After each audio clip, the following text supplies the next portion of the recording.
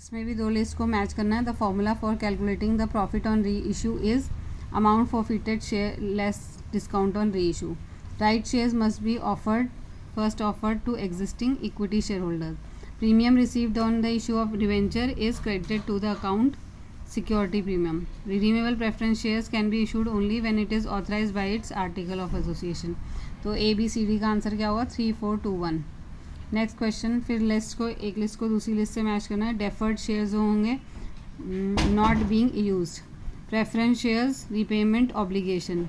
Bonus shares resembles stock dividend. Equity shares no dividend obligation. तो इसका ABCD का जो करेक्ट कोड है वो है 4123. Next question. The balance in share forfeiture account after the reissue of all forfeited share should be transfer to goodwill account, transfer to capital reserve account, shown as share forfeiture account, added to paid up capital. तो answer होगा transfer to capital reserve. Next फिर से list 1 को list 2 से match करेंगे. Partly paid preference shares तो ये can not be redeem. Capital redemption reserve इसमें है redemption out of free reserve. Security premium, premium on redemption of preference shares. Unclaimed dividend, current liability. तो इसका ABCD का code है 4312. फिर से लिस्ट है. After reissue of forfeited share the balance of share forfeiture account is transfer to capital reserve account. Bonus issue is made out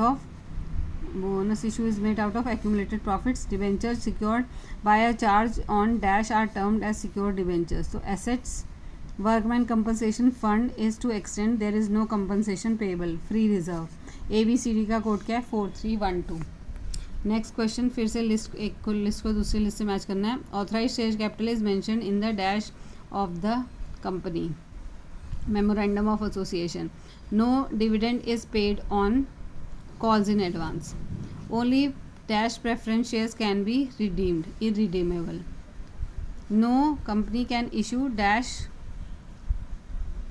इसका था fully paid और इसका होना है irredeemable. Can issue redeemable preference shares. तो ABCD का क्या है? 2341 कोड है. Which of the following statement is false? The preference shareholders are legally entitled to the repayment of capital in the event of liquidation of the company. तो यही false है. बाकी options भी देख लेते हैं. A company being a creation of law cannot die a natural death. It comes to an end by law through the process of liquidation. If a company makes a default in delivering the statutory report to the registrar or in holding the statutory meeting, then company is compulsorily wound up by the court. Creditors voluntary winding up applies to insolvent company. तो first वाला सही है, बाकी statements गलत हैं.